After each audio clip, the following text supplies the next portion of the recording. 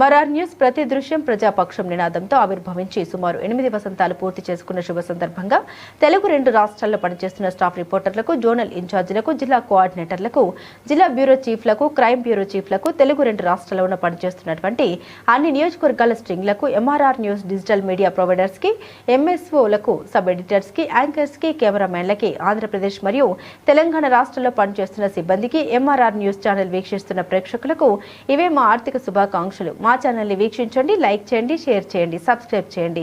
గ్రామీణ ప్రాంతం నుండి పట్టణాల వరకు ప్రతి సమస్యను అధికారుల దృష్టికి తీసుకెళ్లి సమస్య పరిష్కారానికి కృషి చేస్తున్న ఎంఆర్ఆర్ న్యూస్ ప్రతి దృశ్యం ప్రజాపక్షం నినాదంతో ఆరంభమై నేటికి 8 వసంతాలకు చేరువలో ఉన్న ఎంఆర్ఆర్ న్యూస్ ఛానల్ అతి త్వరలో విశాఖపట్నం, విజయవాడ, గుంటూరు, చిత్తూరు, నెల్లూరు, శ్రీకాకుళం, కర్నూలు, పల్నాడు జిల్లా, విజయనగరం, బాపట్ల, నల్లగొండ, హైదరాబాద్, నిర్మల్, ఆదిలాబాద్, సిద్దిపేట జిల్లాలో ప్రసారాలు టెలికాస్ట్ కానున్నాయని MRR news managing director M Raja తెలిపారు.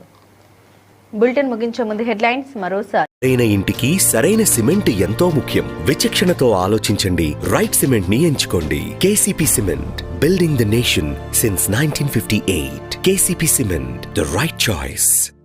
ఉదయ్ అనే పిల్లోడు నన్ను 9th క్లాస్ నుంచి టార్చర్ చేస్తున్నాడు.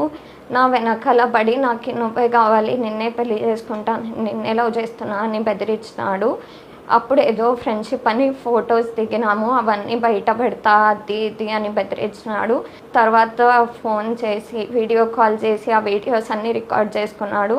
పనిష్మెంట్స్ ఇవ్వడము, సిటప్స్ తీయాలి అది ఇది చెప్పినాడు. తర్వాత ఇదంతా జరుగుతుండగా నేను చాలా అనుభవించి పాక్సో కేసు కూడా రిజిస్టర్ చేసినాను తన మీద లాస్ట్ ఇయర్ అక్టోబర్లో. అయినా కూడా తనేమీ రియాక్ట్ కాలేదు.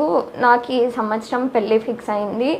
పెళ్ళి ఫిక్స్ అయినా కూడా మా హస్బెండ్కి వీడియోస్ పంపించడం, వాళ్ళ ఫ్రెండ్స్కి పంపించడము, ఎట్లా మా పెళ్ళి క్యాన్సిల్ చేయాలి, మా ఎంగేజ్మెంట్ క్యాన్సిల్ చేయాలి అని చూసినాడు తను.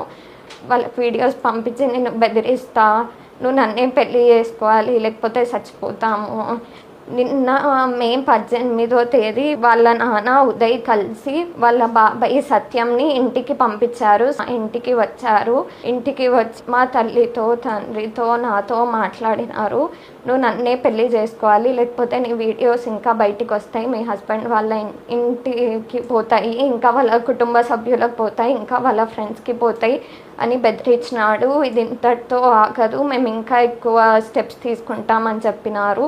ఈ పాక్సో కేసు కానీ తన మీద మేము తీసేయకుంటే సూసైడ్ చేసుకొని చనిపోతారంట. ఉదయ్, సత్యం, సాయి ప్రసాద్ వీళ్ళ ముగ్గురు సూసైడ్ చేసుకొని చనిపోయి మా పేరెంట్స్ పేర్లు అంతా బయటికి తెస్తాము అని వాళ్ళు బెదిరించినారు. మీ అమ్మాయిని కానీ మాకు ఇచ్చి పెళ్ళి చేయకపోతే పెళ్ళి చేయాలి ఖచ్చితంగా, లేకపోతే ₹1,00,00,000 ఇవ్వండి అని డిమాండ్ చేసినారు. డిమాండ్ చేసి అప్పుడు ఇంకా టార్చర్ చేస్తాము, లైఫ్లో ఇంకా టార్చర్ చేస్తాం, మీరు ఇంతటి పైన ఇంకా పోలీస్ కేసులు ఇంకేమన్నా వేస్తే మేము ఇంకా సివియర్ యాక్షన్ తీసుకుంటాం మీ మీద, సూసైడ్ చేసుకొని చనిపోయి మీ పేరు బయటికి వస్తుంది అని చెప్పి బెదిరించినారు. ఈరోజు 2 టౌన్ పోలీస్ స్టేషన్లో కంప్లైంట్ కూడా ఇచ్చాము ఉదయ్ మీద, మా లైఫ్లోకి ఇన్వాల్వ్ కావద్దు అని.